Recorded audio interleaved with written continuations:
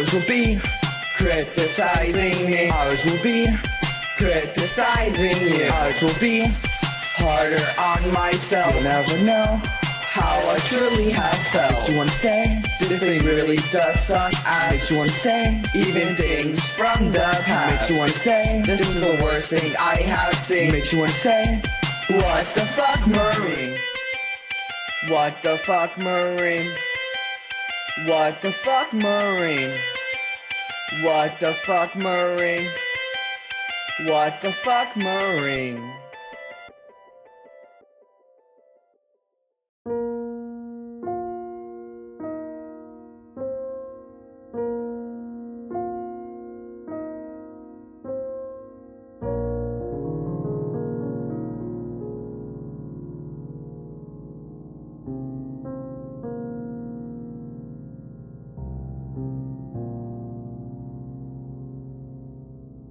I know what I must do, but I'm unsure if I have the strength to do it.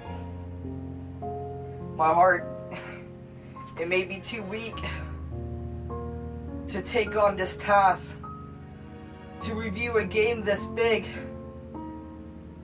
offer questions that I'd even ask just for answers that I know I've been looking for. That bitch, Onyxt, I know he's planning something.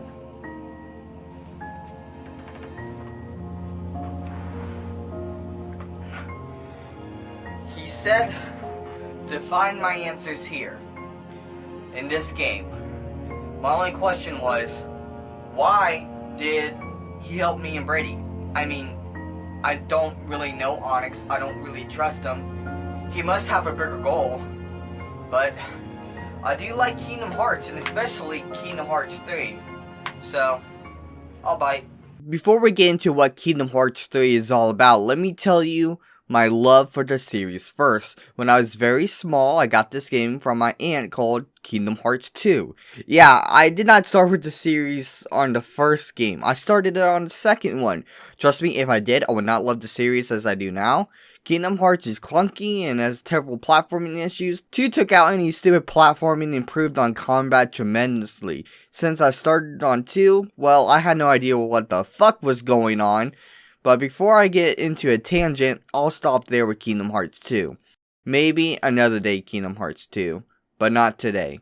Anyway, let me show you the merch that I have. I have a couple pop figures, Sora, Donald, Goofy, and Kingdom Hearts 2 King Mickey. Now I know what you're saying, I'm a freak for taking them out of the boxes, but this is the only way I can fit them in my room. Also, Donald has a terrible time standing up, which is funny, because he's always let me down. And he never heals me. Next on the list are these little cups that go on tuxes. Very small, I only have worn them once. They have these Kingdom Hearts symbols on them. They have the Kingdom Hearts symbol, Swords King symbol, Roxas' symbol, and the Nobody symbol.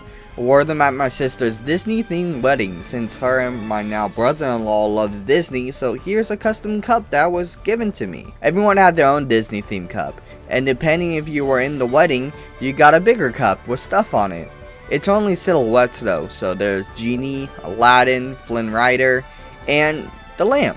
But looky here, the crown symbol and Sora? With everything being Disney themed and me having Sora / Kingdom Hearts representation at the wedding, it made me feel really special, so thanks Nina for making the memory special. Moving on, I do have these minifigures of Monster and Toy Sora and Monster Donald. It was hard getting the ones I wanted from the series, but these are the ones I have from the minifigure series. In celebration of Kingdom Hearts 3's release, GameStop had a foam Keyblade for sale. One was gold for the Kingdom Key D, and a normal one for the Kingdom Key, which is the one I have. Next is the jacket I got at Hot Topic. It was a limited edition, and it was just right for me. I gave the Riku one to Brady, never seen him wear it, it was probably too big or something. Next we have the Kingdom Key Replica. I was the big head honcho at conventions when I broke this bad boy out, and oh boy, this thing was 200 plus shipping from Japan dollars. I don't know if I said that right. Also, it is going for $2,000 on eBay, which is crazy. Anyways, It lights up and makes noises from the game. Finally is my necklace. If you see me out in public, you can bet you'll see me wearing this unless I'm at work. This is my prized possession. It's old, grimy, slightly damaged. I had to use a second class to hold it together. The same person that gave it to me was the same person who broke it. So yeah, I don't know what's up with me in this necklace. It just makes me feel close to Sora. I can't really explain it. Also, this old grimy piece of shit that would cry if anything happened to it is super rare. I've only found a couple listings online to buy this thing, and they're always unavailable. It's the only licensed Disney replica of Sora's necklace that I've seen that is this accurate. Within a month, this thing looked like from this to this.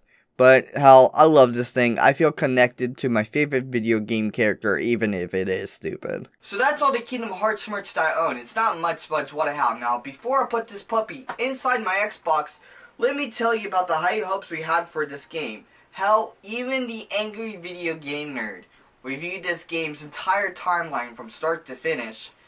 And there was just high hopes for the game overall. News and speculation was out the wazoo. And the community was ready for the finale of the Dark Seeker saga. Now let's ask ourselves, will this game live up to the high expectations and the hype? Or will it crash and burn like every AAA game? Well, let's find out.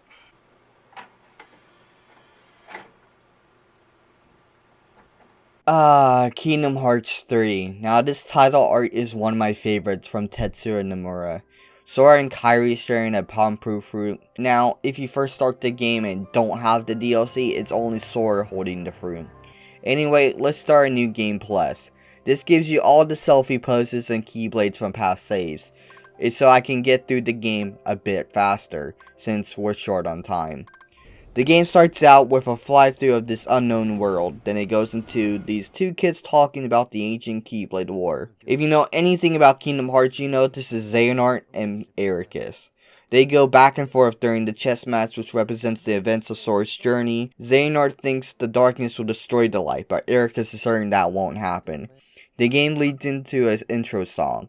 Like any anime, there has to be a catchy song. Though Kingdom Hearts is no anime, it certainly deserves one though. Every mainline Kingdom Hearts game has a theme. This is no exception. Every time before the song though, Sora says something related to the game. They can take your world. They can take your heart. Cut you loose from all you know. But if it's your fate, then every step forward will always be a step closer to home. Every step forward will always be a step closer to home. I can't tell you what this means to me. Sora's gone through some devastating things through the series, maybe not as much as others like Aqua and Roxas, but Sora has been through the ringer. Riku and Kyrie being ripped from him more than once and getting abandoned by Donald and Goofy, losing his memories of Kyrie and them getting replaced by Naminé because she was forced and I think she was a little bit jealous, searching countless worlds for Riku and almost falling into the darkness in the sleeping worlds. Yeah, Sora has been in some deep shit, but like a miracle, he found out a way. The Destiny Islands trio had tragic things happen to them, but not tragic endings like the Sea Salt and the Wayfinding trios. What Sora says here foreshadows that. Sora will not have a happy ending in this game. It might not be apparent to the player now, but once it happens, it will come clear to the player. Sora knows everything can be ripped from him, but it's all part of his journey. So with this being said, he is confident to press forward and find out a way home. And yes, when he says this is after events of Kingdom Hearts 3 and the Remind DLC. Again, this is not apparent to the player, and you may not connect the dots till you think about it, but we will revisit this scene at the end of the second part of this review. But for now, let's move on. The game throws you into the Station of Awakening, to dive into the heart, depending on who you ask. You start as Kingdom Hearts 1 Sora. There are 7 hearts to save. Just like the 7 princesses, there are the 7 guardians of light. That's the main focus of the game.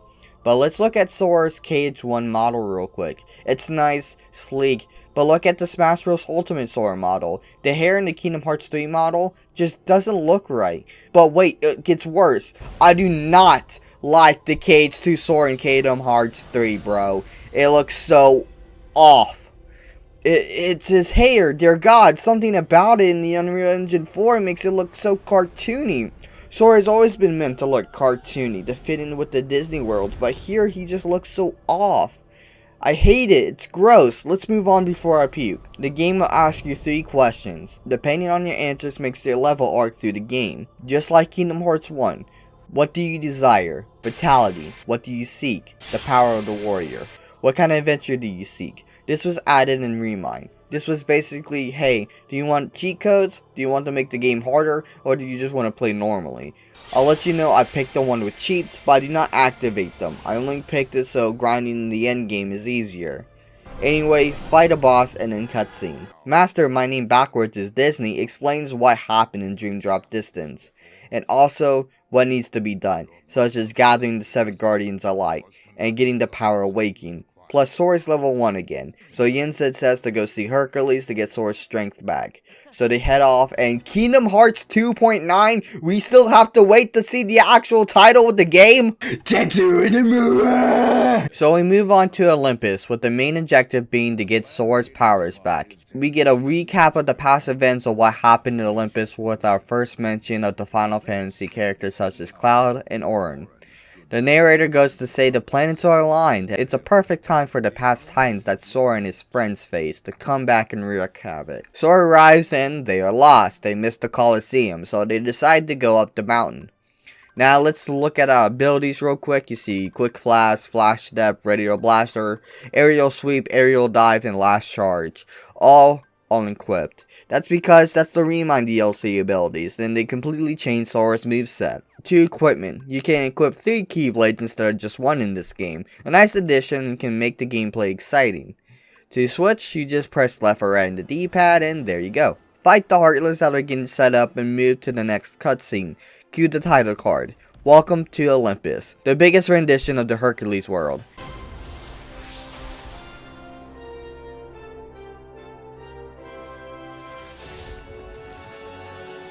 Hades shows up and basically is annoyed that Sora is back. Hades doesn't want to deal with Sora, Donald, and Goofy, so he calls up the Titans and blows them away to Athens. Oh, look, it's Maleficent and Pete. Fuck. They explained that they are looking for a black box. If you're in the Kingdom Hearts loop, you will know, if you watch the Kingdom Hearts Key movie, you will know there's a new subplot, and it's this black box that Lucio has. She asks if Hades knows about it. He says, "You're after the one Zeus hit on Earth?" So, to us, we know he has no idea, and Maleficent and Pete get led astray. Sora blows into Athens and gets caught by Herc. Sora looks around, and Athens is fucking destroyed. This is the most destruction we've seen in the Kingdom Hearts game, so you can say this game isn't messing around. Let's save. There are only 10 save slots. Only 10? What the fuck? In Kingdom Hearts 1 and 2, there were 99 save slots. Now there's only 10? That's not enough. I'm going to have to save over my Proud playthrough. I was probably never going to finish it, but whatever. That's a bunch of horse shit. And yeah, I said horse shit. Like a whore taking a shit. Anyway, Herc asks why Sora is visiting. Sora, of course, forgot why he was even here in the first place, and remembers and explains that he's lost his strength, and wants to follow Herc's example by jumping in and rescuing Meg from Kingdom Hearts 2. Herc says that he can't tell Sora how. It just happened. So after finding some Heartless, Meg arrives on the Pegasus with Phil. They talk a bit, but notice how Phil doesn't talk. This was due to the Japanese voice actor actually dying, and replacing him would be insensitive and dishonorable in Japanese culture. So to combat that, they removed all the voice lines from Phil from the game. It's also important to note the Japanese voice actor for Axel also died. So what's going to happen to Axel? Is he going to become mute in the next game? I hope not. He's a good character, but they ruined him in this game, and we'll get into that later. Anyway, Meg flies off. There's a girl screaming for help. Goofy says, "Over that way." But look where the girl is at. If you looked around, this looks nothing of where you are. She has to be far away, so how loud is the girl screaming and how did Goofy see her? Herc tells him to get on a statue and he yeets it across Athens. The little girl thanks them for their help, and here's Maleficent and Pete again. Pete notices somehow Sora is weaker than the last time they saw each other, don't know how, but he does. He also spills the beans about the box. So you win some and you lose some, Pete. Sorry about that. They leave shortly after, so I don't know why they were even there in the first place. You fight some Heartless.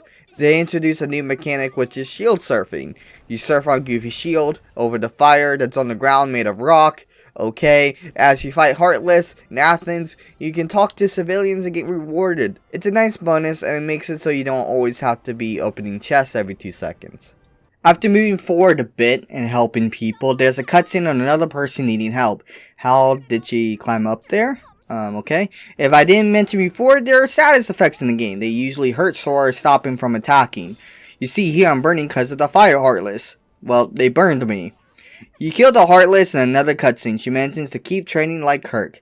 If you walk to the right, you can hit the Achilles statues and the heel. It falls over and breaks a wall and reveals a chest. A nice Easter egg for those who are clever enough to catch it. Press forward, help people kill Heartless surfing shields till you reach a building that's collapsing and Herc is trying to hold it up. Heartless show up and you have to help people by killing the Heartless in 3 minutes. But now you unlock form changes. You fill up this bar in your command menu and it gives you a form change. Depending on your Keyblade, you get a different form. I have Ultimate Keyblade, so I get the Ultimate form. Most Keyblades have 2 forms, but this one only has 1. It's fine because it's all you really need. Anyway, kill the Heartless and get the people out. The building collapses and Herc comes out unscathed. Then a familiar face shows up. Zigbar. He speaks about how no one should risk their lives to save others. This just shows the organization is around and they're trying to manipulate Sora again and try to give him a sense of doubt. He leaves and Herc tells Sora not to worry about it. Press forward until you meet a big Heartless. I show off the attraction flow here. They're basic real life Disney rides that are turned into attacks. If the enemy has a green circle around them, you hit them. You gain the option to use the attraction flow. The community doesn't seem to like these. They break the flow of the game and they usually change the song that is playing in the combat. So yeah, they kinda suck. After you defeat the Heartless, Meg arrives and the mountain is looking kinda scary. So Sora and his friends decide to head up the mountain and equip some DLC abilities at this point, so you work your way up the mountain until another cutscene hits. Herc is worried about his family and he mentioned his dad is the king of gods. Sora asks if Herc is a god. Well, we all know Herc is a demigod, but this is the first time Sora, Donald, and Goofy find out about this info, so it's sort of a big deal. The Rock Titan stops you and you press forward, so cue the Rock Titan boss fight. He throws rocks at you as running up the mountain. Now, the actual arena for the boss fight, there's simply not enough room. He stomps around and it's hard to dodge. You take out his leg and move to his head. You should get another attraction flow here. This time it's the mountain coaster. You beat the Rock Titan and then move on. You beat some rocks to get into Olympus. Those Rhino Heartless show up and then you use Trinity Guard to stop them. Move your way up to Olympus and meet up with Herc. Hades stops Zeus and basically spoils his plans. Now it's the world's final boss fight. First you get to fight the Ice Titan and the Lava Titan. It's pretty easy if you know how to air step and get to them. Here's another attraction flow, it's a carousel. Beat them and face the Wind Titan. Pretty easy, just fight him. Another attraction flow is here, which is Blaster Blaze. Kill the Wind Titan and get rewarded. Herc frees Zeus and then Zeus bolts the Titans and Herc throws them into outer space. Okay. Hades' plans have been ruined once again. Get wrecked, Hades. So they leave Olympus and Sora asks Herc if he wants to leave his family behind. He says yes, and he knows where he finally belongs. Sora still doesn't have his powers, but Herc helped him understand he would get them in time, and especially when he needs them most. It cuts to Pete and Maleficent looking for the box, but no cigar. It's a subplot point, it's gonna be slightly annoying. Zigbar watches over as they search. So yeah, that's Olympus, a good tutorial world, and it didn't take 2.5 hours like Twilight Town, and it was short, sweet, and to the point. Hell, it was one of the few returning worlds in Kingdom Hearts 3, and it introduced a whole lot of new mechanics and new attacks, and next on our stop of worlds is the Dark World, also known as the Realm of Darkness.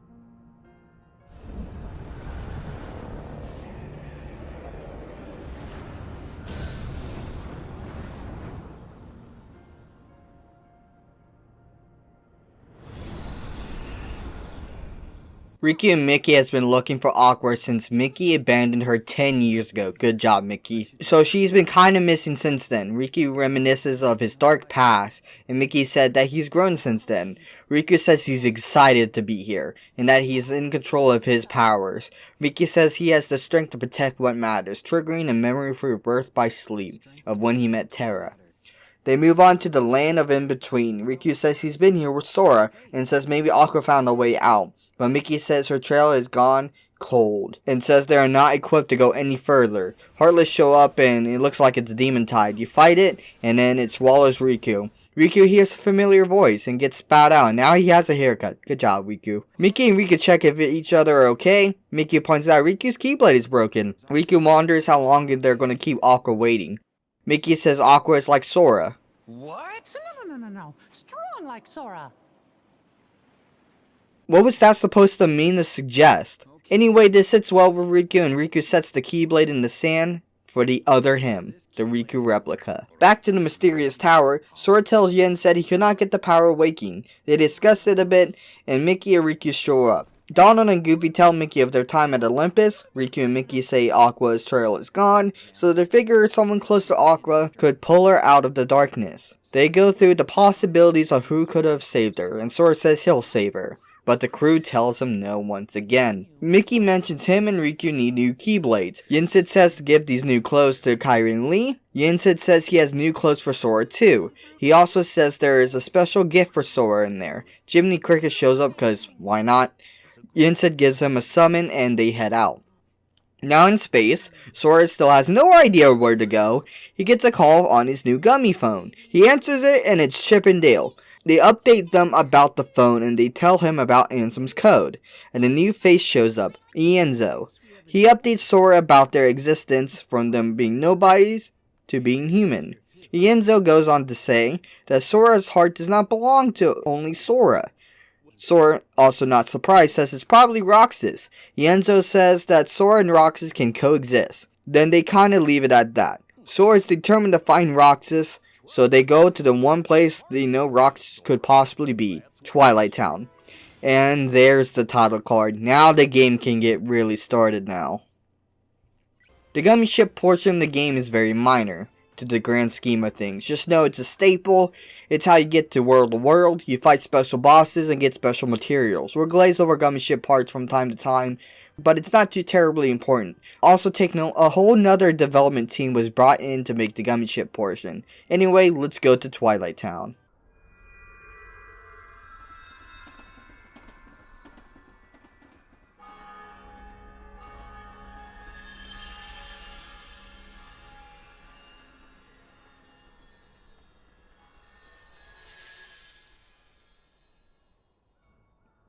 Goofy mentions they forgot to tell Yinsid what happened on Olympus, and the city looks nice. They mention it hasn't been too long since it last been there. Goofy suggests it's because of Roxas, Sora is still feeling the way he is feeling. Sora seems to think it's been a long time since they've been to Twilight Town, which is ironic for us because it's been too long.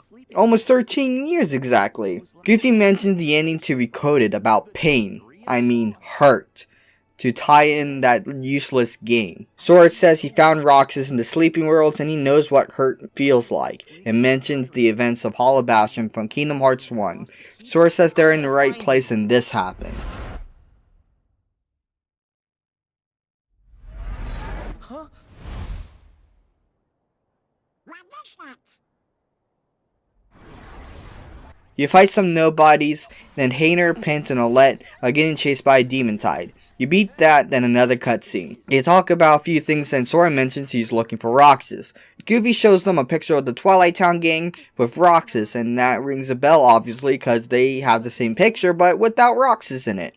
Olette wants Sora to go to the old mansion to look for Roxas. They can take a picture together, and this also introduces the lucky emblem. Find 90 of them, or maybe closer to 80, I forget, and you unlock a secret cutscene.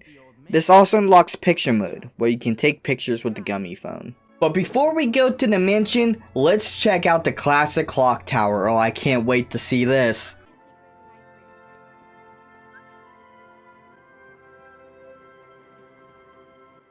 You can't go up there? Like half the town just got deleted, poof, out of existence. This rendition sucks. It's the most iconic part of Twilight Town. The clock tower is gone and you can't go up there? That's bullshit. Life sucks. Well, now we know that life is disappointing, let's move on to the mansion. We run into Remy from Route 2 as the first Pixar character, which is huge because it was a highly requested thing. Sora tries talking to him, but no human can understand him. Remy tries to control Sora like he does in the movie. Sora then helps him get some fruit and then they move on. Sora has a flashback of sorts at the mansion. The group gets scared by the Twilight Town gang. They discuss that they got no leads from the town about Roxas. They go inside and get on the computer and find out that the Twilight Town is locked. Sora gets a call from Yenzo. They basically transfer some stuff through networks and sorts to make a painfully long cutscene short. Yenzo tells Sora about Vexen disappearing. The crew leaves except for Pence. Sora, Donald, and Goofy leave too, and run into Xemnas and Ansem. They tell Sora that Roxas should never existed in the first place. Sora says he can't exist and he will put Roxas in the other Twilight Town. Goofy mentions that Xemnas and Ansem are part of Xehanort and they couldn't coexist independently. So why can't Sora and Roxas? Xemnas says he can only be summoned by the darkness, so he asks, Sora, have you finally decided to call upon the darkness? What? Then they summon some heartless and nobodies, and you beat them no problem. You get back into town and run into Uncle Scrooge. He reveals that Remy is the chef of his new restaurant. He also asks to get some ingredients real quick. Find 9 ingredients as a tutorial of collecting ingredients as a food mechanic for the game. You get back to him and find out the Twilight Town gang are working for him. Sora takes a picture of the poster and you get a game for the gummy phone. Sora warns about the nobodies and the heartless. Sora also asks them to wish for Roxas to come back, but Xemnas and Ansem are overhead. Xigbar meets up with them and discusses if Sora falls off their path, they will destroy him. So that's Twilight Town. It isn't the only time we'll go to Twilight Town, so we'll return sometime later, but for now, let's move on. It also looks like we're running out of time, so let's focus on key points that happen after the Disney Worlds and anything that bugs me about the specific world. So, the pacing might be strange from here on out, but it's due to the time constraint. I'm trying to get this out on time. But anyways, let's pick back up the controller, mute my notifications, and go ahead and keep playing the game.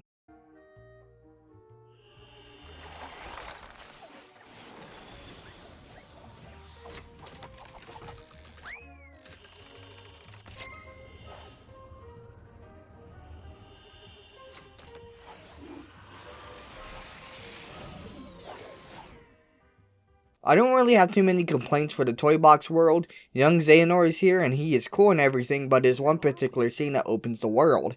It's the high realistic Final Fantasy type cutscene and it introduces your Zora.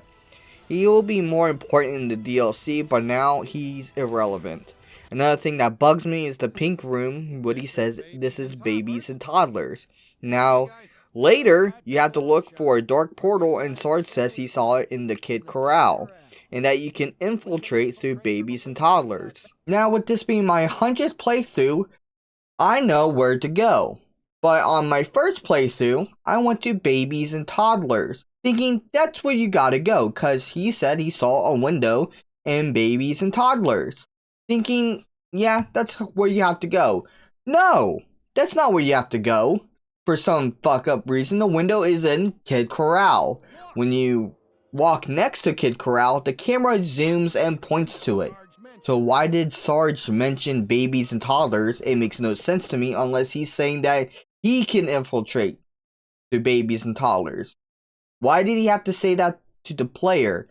He was not in the scene, I don't think, in the boss fight, so I'm not sure why he said that. Anyway, after beating the world's boss and the world's ending cutscene, Sora is still worried about Roxas. Jiminy says to call Enzo, but Mickey picks up the phone instead. They talk about Roxas and the replicas and how they can use them to make Roxas whole. They mention the black box in Vexen 2, and that's basically it for the cutscene.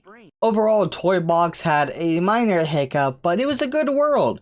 We saw young Xehanort, and genuinely I have no complaints about the world, so let's move on to Kingdom of Corona.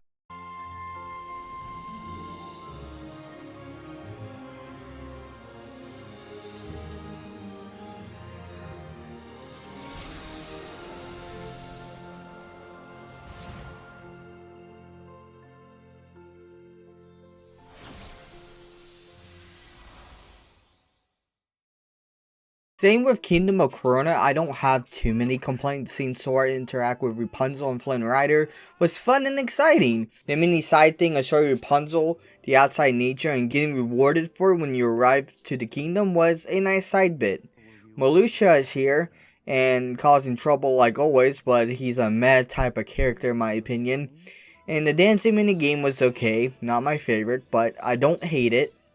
But the world's final boss is just another giant heartless. At this point you might say there's a pattern, but the saying goes once is an accident, twice is a coincidence, and 3 times is a pattern. Also, Sora, Donald, and Goofy are just there at the end. So they do say final goodbyes, which is good, but other than that, the ending of the world just falls a bit flat for me. P and Maleficent are still looking for the box, still not finding it. Riku and Mickey finds out Vexen left a long time ago from the Students of the Heart. Riku figures Vexen was taken, and so that's the gist of that. The next cutscene is Vexen and Sayax talking about replicas, and that's about it. That's Kingdom Corona, a good world with another giant heartless, but let's continue straight into Monstropolis.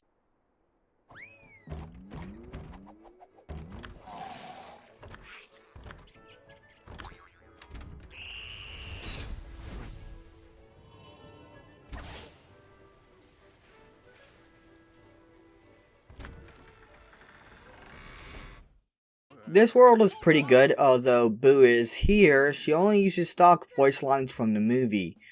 This world is sort of meant to be a sequel to Monsters Inc. Randall is back with the Unverse. The Unverse are the enemies from Birth by Sleep. You go through the factory until you reach a big Unverse.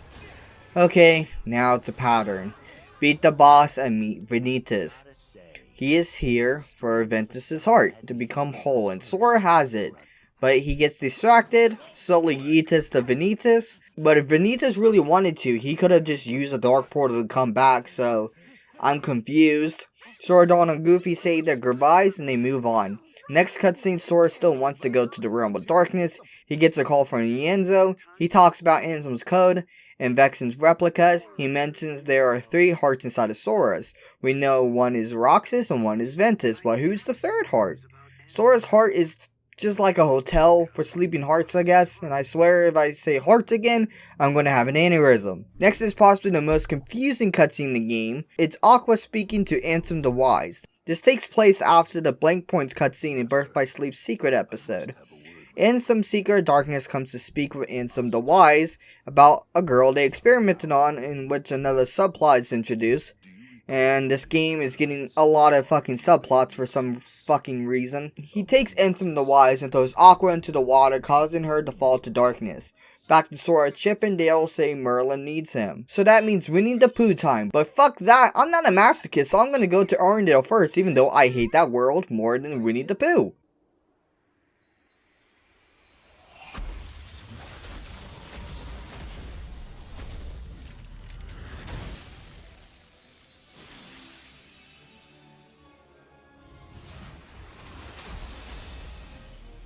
I hate this world. It's long, boring, and Sora, Donald, and Goofy seems shoehorned into it. Sora doesn't really interact with Elsa too much. This movie's plot is not really all there, and doesn't create its own plot like the Olympus worlds. It's so half-assed, and you go up the mountain, down the mountain, back up, and back down the mountain. Let's not forget the meh inclusion of the song Let It Go. It was cool seeing Sora basically in the music video, but why is the song here? Larxene is here with 100% full sass and annoyance. You go down the mountain as the worst sled ride ever as Heartless chase you down. This is really hard because they shoot at you as you ride down the mountain. You meet up with Anna and Olaf and Kristoff. Anna explains her relationship with Elsa to Sora as she sings Do You Want to Build a Snowman for some fucking reason. It doesn't fit and it's hard to listen to Anna. You build Olaf because the Heartless broke him. Then you climb back up the mountain. Yay. You fight the marshmallow guy after falling off the mountain. Jesus Christ. After a while, the final boss of the world is another giant Heartless. Are you kidding me? The ending of the world is just lackluster. No goodbyes to Anna or Elsa, not even Kristoff or Olaf. Sora's just there as everything happens. After that, the cutscene of Sora saying the Organization 13 has all 13 of their members. They still talk about the 7 Princes of Hearts. Sora still wants to go to the Realm of Darkness. Still, of course, why not? This time, they make fun of him for it, so Sora still needs the power of waking in order to go to the Realm of Darkness. After that, Lord Scene talks to Marley about some BS, and Demnix and Luxord come along with Xemnas. Xemnas says they're going to use their secret Keyblade pass, but this never comes into fruition, so let's move on.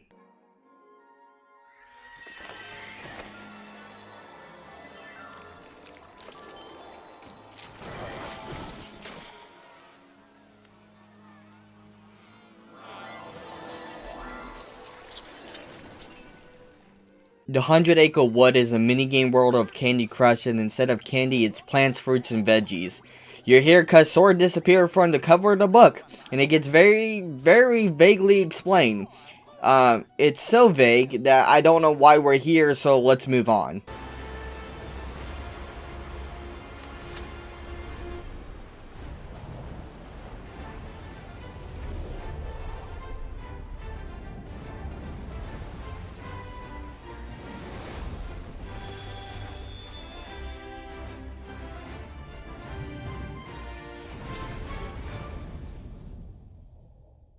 The Caribbean's a good world. It follows the story of the At World's End movie. This time you fight a giant heartless at the beginning of the world. Wow, cool. Variety. The ship sailing is a bit similar to Assassin's Creed 4. Luxord is back in this world too. The only real complaint I have is the 300 crab collecting part. It broke up the gameplay a little bit too much. You don't have to collect all 300 crabs, but it's recommended to level up your ship.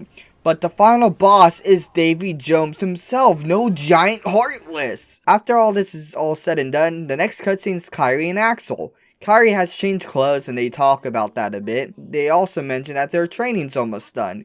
They also talk about nominating Roxas, then it cuts to Riku and Mickey fighting in the Realm of Darkness.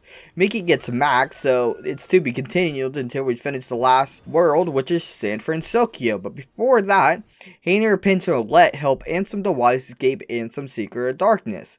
Vexen helps him out and reels himself in the sewers and says he wants to help. Now let's move on to the last world.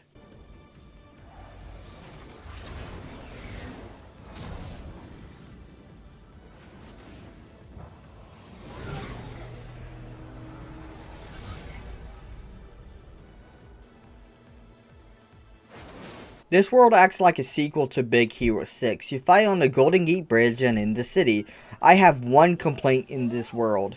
There is a point where you have to find some dark cubes and it gives you no direction.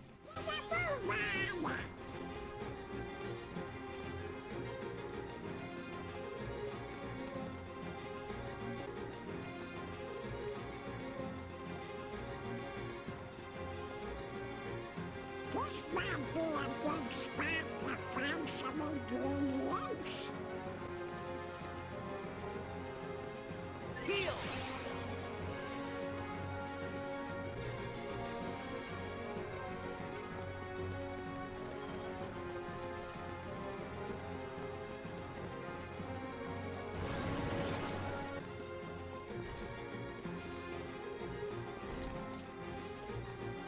Where the fuck do I go? Eventually a waypoint appears and you kind of fight the dark cubes. You then help everyone defeat the dark cubes and then Riku appears. Well, Dark Riku. He talks some shit and then he disappears. You fight the dark cubes again. Later on, Maleficent and Pete are still looking for the box. Dark Riku tells them to fuck off. Then you fight the final boss, which is Dark Baymax. Really? No giant heartless? Oh wow! So that's all 9 Disney Worlds, thus ending part 1 of our review. I hope you enjoyed this. This was very difficult and time consuming. I still haven't found my answers to my questions, so maybe next time. But overall, my final thoughts, I have to let you know something. For the majority of the Disney Worlds, I did not even see the responding movies to those Disney Worlds. I haven't seen Frozen, I haven't seen Big Hero 6, and I haven't seen Tangled. So, the majority of the Disney Worlds that I've played through, I never watched. And during Kingdom Hearts 2 was the same thing. Back when I was younger, at least. But that shouldn't make the worlds less impactful for me, in my opinion. I should understand the story through Kingdom Hearts, so if I were to watch the movie, I'm still familiar with it. But if I were to play Arendelle and then watch Frozen, it's two completely different experiences. If I watch Tangled and go play Kingdom of Corona, it should be the same experience, which it was closer in that aspect. But sometimes when it creates its own story or it makes a soft sequel of it, it's still okay because you don't have to rely on, maybe if they saw the movie, they have to be familiar with the plot, know what's going on. That's why worlds such as Olympus and Big Hero 6 are good in that aspect. They are sequel worlds, including Monstropolis, they're sequel worlds. So you don't have to be familiar with the story 100%. Now, you could say you do have to be familiar with it, so you know what's going on, so you understand this is a sequel plot to what happened in the movie. You can argue it the other way around. Anyways, it's about time we change styles here. It's getting the Christmas season.